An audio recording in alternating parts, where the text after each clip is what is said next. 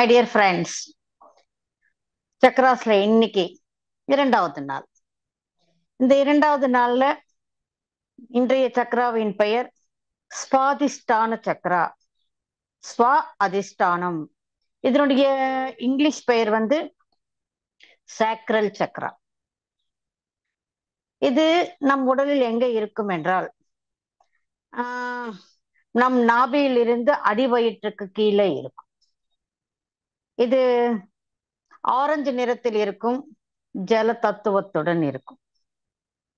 ஸ்வா plus அதிஷ்டானம் ஸ்வாதிஷ்டானம். அப்படி என்றால் ஸ்வீய நிவாசம். இது நம்மளுடைய உண்மையான தத்துவத்தையும் நம்மளுடைய படைப்பாற்றலையும் நம்மளுடைய தூய்மையான ஞானத்தையும் தூய்மையான நம்மளுடைய ஸ்ரத்தை, இது அனைத்தும் இந்த சக்கராவின் எனர்ஜியின் மூலமாக நமக்கு கிடைக்கிறது. இந்த சக்கராவில் தான் நாம ஆன்மா என்ற ஒரு அனுபூதியை பெற முடியும். ஆன்ம சக்தியை நம்மளால் உணர முடியும். மூலாதார சக்கரத்தில் நான் என்ற பாவனை மட்டுமே இருக்கும். அங்கே உடல் என்ற தன்மை மட்டுமே இருக்கும். அதுல ஆன்மா என்ற பேச்சுக்கு இடம் என்பது இருக்காது. இந்த ஆன்மா என்ற அந்த நிலை ஒன்று இருக்கிறது என்பது தெரிந்து கொள்வது என்றால் அது சுவாதிஷ்டான சக்கரத்திலிருந்து தொடங்குகிறது. மொத்தமே இந்த சுவாதிஷ்டான சக்கரத்தில் இருக்காது, இங்கே நமக்கு ஆரம்பமாகிறது. இந்த சுவாதிஷ்டான சக்கரம் என்பது நம்மளுடைய படைப்பாற்றலுக்கு மையஸ்தானத்தில் இருக்கிறது. நம்மளுடைய பாவனைகள், உத்வேகங்கள், அதாவது எமோஷன்ஸ், இது அனைத்துக்கும் எரிபொருள் இந்த சக்கராவில் இருந்துதான் நமக்கு கிடைக்கிறது. அதாவது நாம் ஒரு கவிதை எழுத வேண்டும் என்றால், ஒரு பாட்டுக்கு இசை அமைக்க வேண்டும் என்றால், ஒரு வெப்சைட் நம்ம உருவாக்க வேண்டும், இது அனைத்தும் இந்த சுவாதிஷ்டான சக்கரத்தில் இருக்கும் இந்த சக்தியின் மூலமாகத்தான் நமக்கு கிடைக்கிறது. படைப்பாற்றல் சொன்னாலே அனைத்திலும் சிறந்த படைப்பாற்றல் ஒரு குழந்தையை பெற்றெடுப்பது. ஆக நம் சந்ததி என்பது நாம பெற்றெடுப்பது என்பது இந்த சக்கராவின் சக்தி மூலமாகத்தான் அதுக்கு பிறவி கொடுக்கிறது என்பது நடக்கிறது. ஏனென்றால் குழந்தை பிறப்பு என்பது மிக மிக படைப்பாற்றலுடன் கூடிய ஒன்று.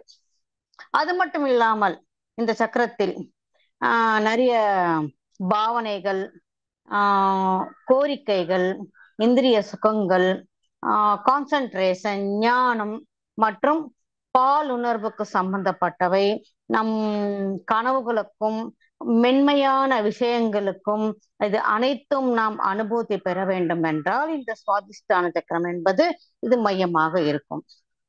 மூலாதார சக்கரத்தில் நாம இருக்கும் போது நாம இருக்கிறதுக்கும் வாழ்வதற்காக ஏதாவது செய்வோமே தவிர வேற எதுவும் விதமான படைப்பாற்றல்களுக்கும் கலைகளுக்கும் அங்கே இடம் என்பது இருக்கவே இருக்காது. அங்கே பெரிய உணர்வுகளும் உணர்ச்சிகளும் கூட பெருசா இடம் பெறாது. இருக்கிறோம், வாழ்கிறோம், அது வரைக்குமே. அதையும் தாண்டி ஒரு ரசம் என்பது இருக்க வேண்டும் என்றால் அது சுவாதிஷ்டான சக்கரத்தின் மூலமாகத்தான் நமக்கு வாழ்க்கையில் கிடைக்க பெறுகிறது. அது சுவாதிஷ்டான சக்கர அந்த நிலையில் இருக்கும் போது மட்டுமே நமக்கு அதுல ஒரு ஈர்ப்பு என்பது கிடைக்கிறது.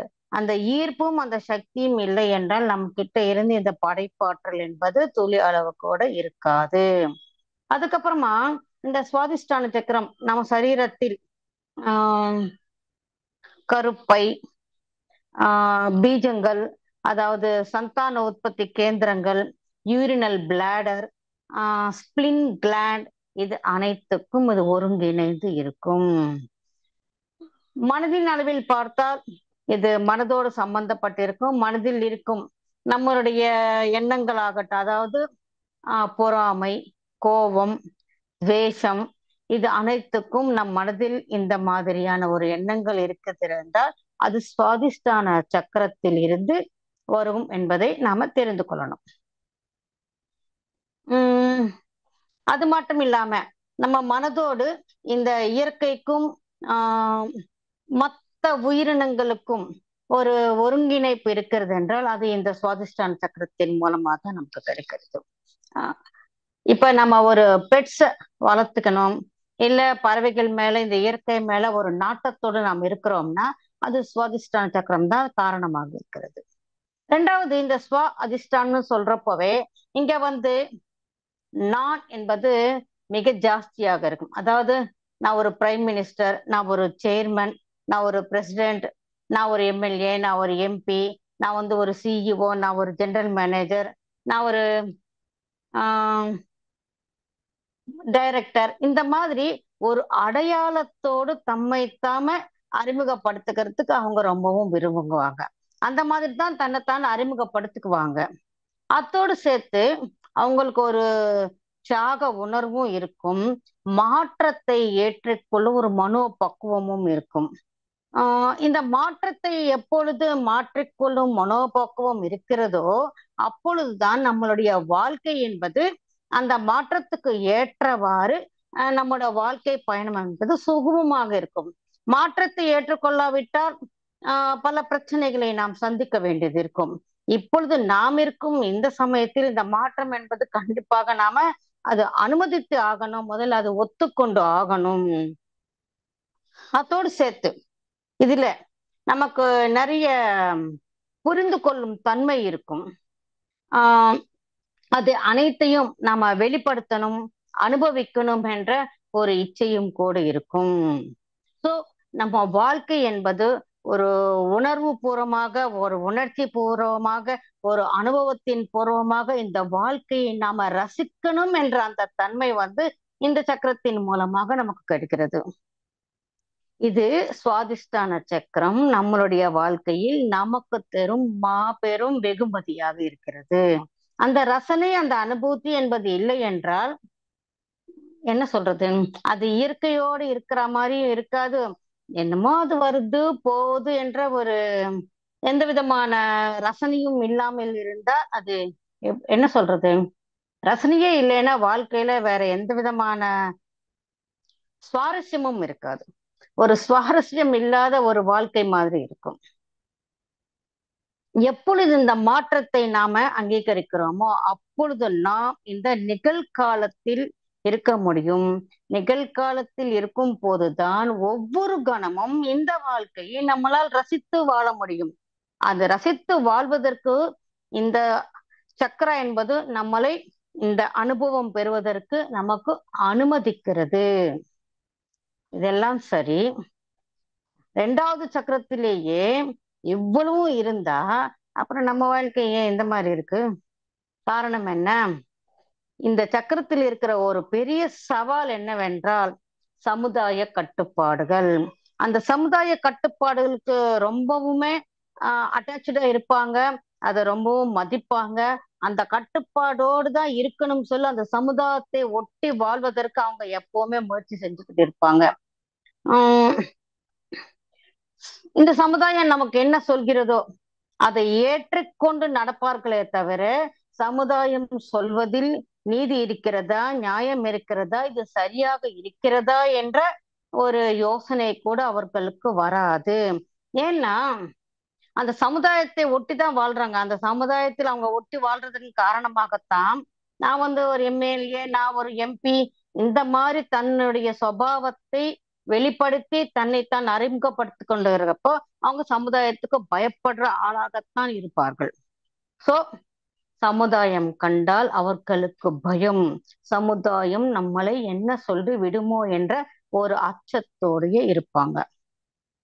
அதுக்கப்புறம் இன்னொரு விஷயம் என்னன்னா இதுல இருக்கிற பெரிய பிளாக் பாலுணர்வு. ஒரு பக்கத்தில் பாலுணர்வு என்பது இயற்கையானது, அது மதிக்கத்தக்கது, உத்தமமானது, திவ்யமானது என்று சொல்லிக்கொண்டு இன்னொரு புறத்தில் அதை தீவிரமாக எதிர்ப்பார்கள். இதன் காரணமாக இந்த சக்கரத்தில் இருக்கும் இந்த சக்தி என்பது பெருசா உத்தேஜித்தம், அதாவது ஆக்டிவேட் ஆகாமல் இருக்கும், பல அவரோதங்கள் ஏற்படும். இந்த சுவாதிஷ்டான சக்கரத்தில் இருக்கும் பிளாக்ஸுக்கு பெரிய காரணம் இந்த பால் உணர்வின் மேல் நமக்கு இருக்கும் அபிப்பிராயங்கள், பாவனைகள், யோசனைகள் காரணமாகும்.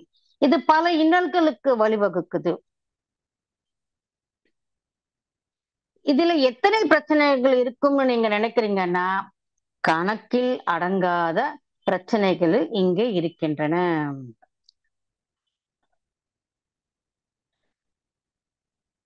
சரி, இதெல்லாம் இருக்கு. இந்த சுவாதிஷ்டான சக்கரத்தில் பிளாக்ஸ் உண்டானால் அது என்ன ஆகும்? மை டியர் ஃப்ரெண்ட்ஸ், இங்க நான் ஒண்ணு சொல்ல விரும்புகிறேன். இப்ப பிளாக்ஸ் இருந்தால் இதனால என்னென்ன உபாதைகள் வரும்னு சொல்றேன். ஆனா உபாதைகள் வந்தப்ப எல்லாமே இது இந்த சக்கரா பிளாக்னால் தான் வருதா என்று ரிவர்ஸ்ல தயவு செய்து யோசிக்க வேண்டாம். ஏன்னா நேத்து முழுங்கால் வலி, மூட்டுக்கால் வலின்னா அது ரூட் சக்கரா காரணமா தான் இருக்கும்னா, இப்ப யாருக்கும் மூட்டு வலி இல்லாம இருக்கு, அது ரூட் சக்கரா ப்ராப்ளமான்னு சொல்லி கேட்டாங்க நேத்து நந்தினி மேடம். அப்படி ரிவர்ஸ்ல யோசித்தா எல்லாருக்கும் ஒவ்வொரு விதத்துல ஒவ்வொரு உபாதை என்பது இருந்து கொண்டே இருக்கும். இப்ப மூட்டுக்கால் வலின்னா அது பல காரணங்களால் வரலாம். இப்ப நீண்ட நேரம் பயணம் செய்வதப்போ நமக்கு லெக் ஸ்பேஸ் சரியா இருக்காது, அப்பவும் வரலாம். இல்ல சரியான செப்பல் போடாமல் இருக்கலாம், இல்ல ஹை ஹீல்ஸ் போட்டுக்கிட்டு இருக்கலாம், இல்ல ரொம்ப லோ லெவல் கட்டில் ஆகட்டும், சோஃபா ஆகட்டும் இருக்கிறப்ப அதுல இருந்து எழுந்திருக்கிறப்போ அந்த முழங்கால் மேல நிறைய பிரஷர் என்பது அங்க உண்டாகுது, அதனாலயும் வரலாம். சோ மெனி காரணங்கள். அதுக்கு இதுதான்னு நாம எதிர்த்தரப்புல இருந்து யோசிச்சு, ஐயோ கொஞ்சம் முழங்கால் வலி இருக்க, அப்ப மூலாதார சக்கரத்துல பிளாக் இருக்குமான்னு சொல்லி யோசிச்சு பயப்பட வேண்டாம். அது பயம்ன்றது அந்த ஒரு யோசனையே வேண்டாம். இருக்கா சரி, ஓகே, பட் அதனாலதான் நாம கச்சிதமா சொல்ல முடியாது. மேபி அதனால இருக்கலாம். இது நான் இங்கேயே இன்னைக்கு சொல்லிடுறேன். சோ பௌதிகமா நமக்கு இந்த சக்கரத்தில் பிளாக் இருந்தால் வருவது மல சிக்கல், அதாவது constipation, back pain, asthma, sugar வியாதி, அப்புறம் இல்லற வாழ்க்கையில் இல்லாமை, அதாவது இம்பார்ட்டன்சி, இது பிளட் கேன்சர், இவை அனைத்தும் இந்த சக்கரத்தில் பிளாக் இருக்கும் போது இது ஏற்படும். மானசீகமாக அவங்களுடைய எமோஷன்ஸ்ல கட்டுப்பட்டு இருப்பாங்க. எமோஷன்ஸ் மேல அவங்களுக்கு கண்ட்ரோல் என்பது இருக்காது. இதனால பல பிரச்சனைகள் உண்டாகும், பல இன்னல்களை அவர்கள் சந்திக்க நேரிடும். அது மட்டும் இல்லாமல் ஒரு தனிமையை அவங்க எப்பொழுதுமே உணர்வாங்க. எல்லார் கூடயும் இருந்தாலும் ஒரு தனிமையை உணர்வாங்க. ஆஹ் எந்த விதமான அனுபூதியும் இல்லாமல் ஒரு ஆர்டிபிஷியலா இருப்பாங்க. ஓ இது நல்லா இருப்பா, நல்லா இருப்பா, 4 பேர் முன்னாடி இது நல்லா இருக்குதுன்னு சொன்னாதானே நல்லா இருக்கும். நான் என்னுடைய அபிப்பிராயத்தை வெளிப்படையே இங்க சொன்னா அது எப்படி நல்லா இருக்கும்? ஒரு நான் ஒரு பெரிய சேர்மனா இருக்கேன், ஒரு கார்பரேஷன்ல பெரிய பதவியில இருக்கிறேன், நான் இங்க சொல்லும் போது அது ரொம்ப இதாயிடும்னு சொல்லி அவர்களுடைய எண்ணங்களை வெளிப்படையாக உண்மையாக சொல்வதற்கு கூட தயக்கம் என்பது இருக்கும். ரெண்டாவது ரொம்ப எமோஷனலா இருப்பாங்க. அந்த எமோஷனல் இருக்கும் போது நம்மளை தாம வெளிப்படுத்திக்கிறதுக்கு அவங்க பல கட்டுப்பாடுகள் வச்சிருப்பாங்க. ஒரு எந்திரமான ஒரு வாழ்க்கையாக இருக்கும், ஒரு அடிமைத்தனத்தில் இருப்பார்கள். எப்பவுமே ஏதோ ஒரு நெகட்டிவ் ஃபோர்ஸ் எனக்கு இருக்கு, அதனோட நான் போராடி கொண்டு இருக்கிறேன் என்ற ஒரு எண்ணத்தில் இருப்பார்கள். இது பௌதிகமாக ஒரு பிளாக்ஸ் இருந்தா. இப்ப சுவாதிஷ்டான சக்கரம் ஓவர் ஆக்டிவா இருந்தால் எப்படி இருக்கும்? எனக்கு இந்த மெட்டீரியல் நான் ஒரு 8 வருஷத்துக்கு முன்னாடி படிச்சேன். இந்த 8 வருஷம் முன்னாடி படிக்கிறப்ப எனக்கு ரொம்ப விந்தையா இருந்தது. எனர்ஜி கம்மியா இருந்தாலும் தவறு, ஜாஸ்தியா இருந்தாலும் கூட அது தவறாயிடுமான்னு. சோ இங்க எனர்ஜி ஜாஸ்தியா இருந்தா என்ன ஆகும்? ஆஹ் நம்ம சாப்பிடுற சாப்பாட்டில் பல தீய பழக்கங்கள் இருக்கும். அதாவது ரொம்ப காரமா சாப்பிடுவாங்க, இல்ல ரொம்ப சூடா சாப்பிடுவாங்க, இல்ல ஃப்ரிட்ஜ்ல இருந்து எடுத்து அப்பவே சாப்பிடுவாங்க. எப்ப பசிக்குது என்ன ஏதுன்னு தெரியாது, மிட் நைட்ல சாப்பிடுவாங்க. இந்த மாதிரி பல விதமான தீய பழக்கங்கள் என்பது இருக்கும். மது, போதைப் பொருட்கள், இது அனைத்துக்கும் அவர்கள் அடிமையாக இருப்பார்கள். மிதிமிஞ்சிய பாலுணர்வு கோரிக்கைகளுடன் இருப்பார்கள். அதே சமயத்தில் அவர்களுக்கு எந்த விதமான கான்பிடன்ஸும் இருக்காது. அதாவது செக்ஸ்ல இல்ல, ஜென்ரலாவே அவங்களுக்கு செல்ஃப் கான்பிடன்ஸ் என்பது ரொம்ப கம்மியா இருக்கும். எப்பவுமே ஒரு தயக்கம் என்பது காட்டிக்கொண்டே இருப்பார்கள். அதுவே சுவாதிஷ்டான சக்கரத்தில் சக்தி என்பது பேலன்ஸ்ல இருந்தா எப்படி இருக்கும்? அவர்கள் தம்ம லைஃப எப்பவுமே பேலன்ஸா வச்சுக்குப்பாங்க. அது எந்த கோரிக்கைகள் ஆகட்டும், எந்த எமோஷன்ஸ், ஃபீலிங்ஸ், தங்களுடைய எண்ணங்கள் ஆகட்டும், அனைத்தும் ஒரு பேலன்ஸ்ல இருக்கும். எந்த விதமான கட்டுப்பாடுகளும், அதாவது இப்படிதான் இருக்கணும் என்ற வரம்பு வச்சுக்காம நம்மளுடைய வாழ்க்கை அந்த நேரத்துக்கு எப்படி இருக்கணுமோ அதுக்கு தகுந்தவாறு ஒரு மாற்றத்துடன் மாற்றத்தை ஏற்றுக்கொண்டு அதுக்கு தயாராக நம்மளுடைய வாழ்க்கையை அமைச்சுக்குவாங்க. அந்த மாற்றத்தை அவர்கள் அங்கீகரிப்பதன் மூலம் அந்த சாமர்த்தியம் என்பது அவங்களுக்கு தானாகவே குறிக்கிறது. ஒரு தெளிவு இருக்கும், படைப்பாற்றல் இருக்கும், எமோஷன்ஸ் மேல ஒரு ஃப்ரீடம் இருக்கும். ஆஹ் பாலுணர்வில் நல்ல ஆனந்தத்தை பெறுவார்கள். ஆர்ட்ஸ், கவிதைகள் இது அனைத்திலும் மேலோங்கி இருப்பார்கள். அத்தனைக்கும் மேல இந்த உடல் மனம் இந்த இரண்டுத்துக்கும் ஒரு சரியான பாலமாக இருப்பார்கள். அனைத்திலும் ஆஹ் ஒரு சௌந்தரியத்தை, அழகை ரசிக்க தெரிஞ்சிருக்கும் எப்பவும். சோ இதனால்தான் நாம இந்த சுவாதிஷ்டான சக்கரத்தை எப்பொழுதும் ஆஹ்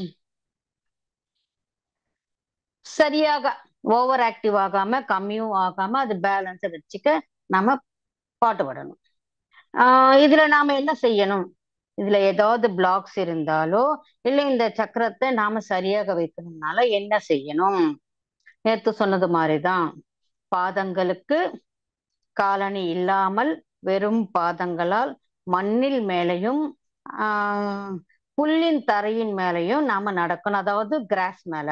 அந்த புல்லின் தரையின் மேல நடக்கிறப்ப அந்த புல்லின் கீழே இருக்கிற அந்த பூமி, அந்த மண்ணை நாம உணரணும். இந்த உடலுக்கு தகுந்த ஒரு மரியாதையை கொடுக்கணும். அனைத்திலும் இருக்கும் சௌந்தரியத்தை நாம் ரசிக்கணும். அனைத்திலும் இருக்கும் இந்த இயற்கையான இந்த அழகை ரசிக்கணும்னா ஒரு வனங்கள் காடுகள் மாத்திரம் இல்லாமல் பாலைவனத்தை கூட ரசிக்க தெரியணும். அந்த பாலைவனம் கூட இந்த கடவுளின் படைப்பில் ஒன்று. அதிலேயும் ஓர் அழகு என்பது இருக்கு, அதையும் ரசிக்க நமக்கு தெரிந்திருக்கணும். பெயிண்டிங்ஸ் போடுறது, கவிதை எழுதுவது, பாட்டு பாடுவது, நாம டெய்லி செய்யற வேலைய ஒரு புதுவிதமா செய்யறது, செய்யும் போது ஒரு உற்சாகத்துடன் இருப்பது, ஒவ்வொரு நாளும் ஒரு புதுமையா வாழ்க்கைய வாழணும் என்று யோசிக்கிறது, அதற்கு முற்காலத்தில் அதாவது கடந்த காலத்தில் என்ன நடந்ததோ அதை அனைத்தையும் விட்டு மறந்துவிட்டு அந்த வழிகளை எதுவும் தழும்பாக வைத்துக் கொள்ளாமல் இந்த நொடியில் இந்த வாழ்க்கையை இப்பொழுது நாம் எப்படி ரசிக்க வேண்டும் என்றதை தெரிந்து கொண்டால் இந்த சுவாதிஷ்டான சக்கரம் என்பது எப்பொழுதுமே ஆக்டிவா இருக்கும். அதுக்கு வேண்டியது என்னவென்றால் நம்மளுடைய பழக்கங்களை நாம் மாற்றிக்கொள்ள வேண்டும். இப்ப சக்கராவை பொறுத்து நம்மளுடைய மனம் என்பது, நம்மளுடைய கேரக்டர் என்பது, நம் யோசனைகள் என்பது, நம் எமோஷன்ஸ் என்பது இருக்கும். இப்போ இந்த எமோஷன்ஸ், யோசனைகள், நம்மளுடைய பழக்கங்கள் இதை அனைத்து மாற்றிக்கொள்வதன் மூலம் இந்த சக்கராவில் இருக்கும் பிளாக்ஸை நாம நீக்கிக் கொள்ளலாம். நீங்க மறுபடியும் இந்த சக்கராவை எப்படி ஆக்டிவேட் பண்றோம்னு கேக்குறீங்க. அதை நம்ம ஆக்டிவேட் பண்ண தேவையே இல்லை. நாம இருக்கிற பிளாக்ஸை நீக்கினா அது ஆட்டோமேட்டிக்கா அது ஆக்டிவேஷன்ல வந்துடும். இப்ப இது எப்படி ஆக்டிவேட் பண்ணணும்னு கேக்குறது எப்படி இருக்குதுன்னா, ஒரு கார் இருக்கு, இதுக்கு ஓடுறதுக்கு என்ன வேணும்? பெட்ரோல் வேணுமா, டீசல் வேணுமா, கேஸ் வேணுமான்னு கேட்காம இந்த காரை எப்படி தள்ளணும்னு கேட்கிற மாதிரி இருக்கு. கார் என்பது ஓட்டுறதுக்கு தவிர தள்ளுறதுக்கு கிடையாது. அதே மாதிரிதான் நம்மளுடைய பழக்கங்கள் மூலம், நம் தியானத்தின் மூலம், நாம் விசுசக்தியை பெறுவதன் மூலம், நம் ஞானத்தை ஏற்றுக்கொள்வதன் மூலம் இந்த சக்கரங்களில் இருக்கும் இந்த தடைகள் என்பதை நம்மளால் ஈஸியாக ஏற்றுக்கொள்ள முடியும். சோ இந்த சக்கரம் ஆரஞ்சு கலர்ல இருக்கும், ஜல தத்துவத்தில் இருக்கும். இது ஏன் ஜல தத்துவத்தில் இருக்குதுன்னா, ஜலம் என்பது ஓடிக்கொண்டே இருக்கும். படைப்பாற்றல் என்பது எப்பவுமே ஒரு இடத்தில் ஸ்டாக்னண்டா நிக்கிற மாதிரி இருக்கக்கூடாது. அது ஜல தத்துவத்துடன் இருக்கும் போதுதான் நம்மளுடைய படைப்பாற்றல் என்பது மேலோங்கி இருக்கும். இதற்கு அதிதேவதைகள் பிரம்மதேவன், சரஸ்வதி, சப்த ரிஷிகளில் கௌதம மகர்ஷி. இந்த சக்கராவுக்கு நாம இந்த 7 நாட்களும், அதாவது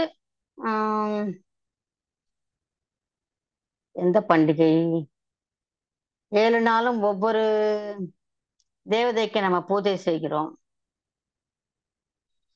டக்குன்னு மறந்துடுச்சு. அன்னபூர்ணா தேவி. இங்கிலீஷ்ல சொல்லணும்னா லேடி மாஸ்டர் நாடா அண்ட் மகா சௌஹான். ஆர்கேஞ்சல் கேப்ரியல் அண்ட் புத கிரகத்துடன் ஒருங்கிணைந்து இருக்கும். இது பாங்க்ரியாசோடு ஒருங்கிணைந்து இருக்கும். இது 6 தளம் கொண்ட பத்மமாக இருக்கும்.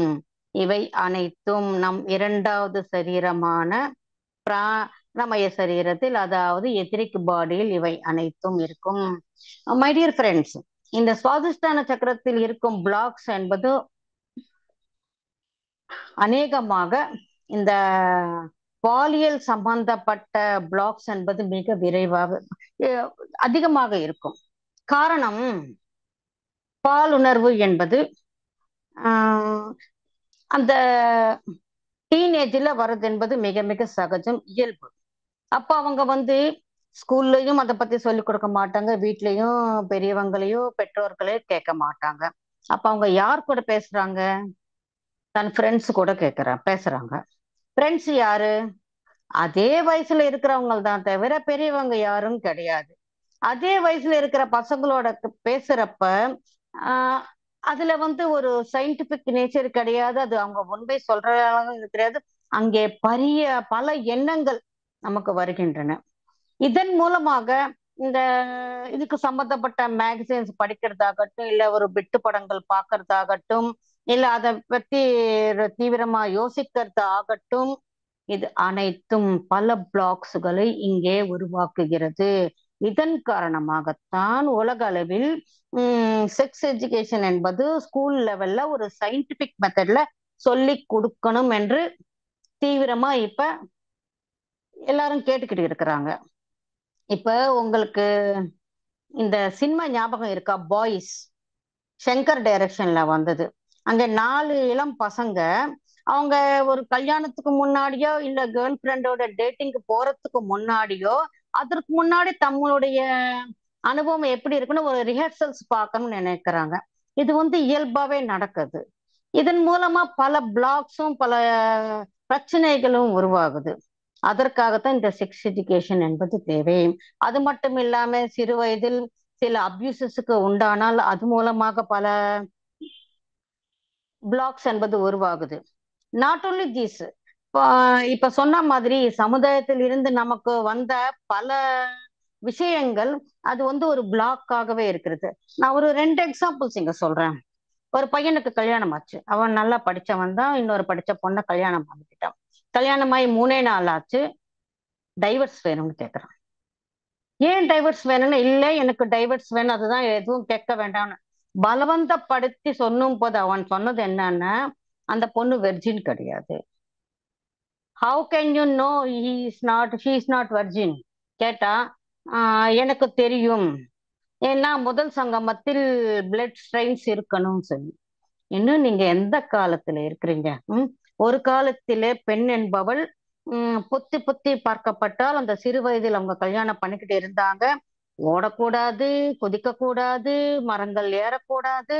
இப்படி இருக்கிற காலத்தில் அது ஒரு ஒரு சின்ன அறிகுறியாக இருக்கிறது.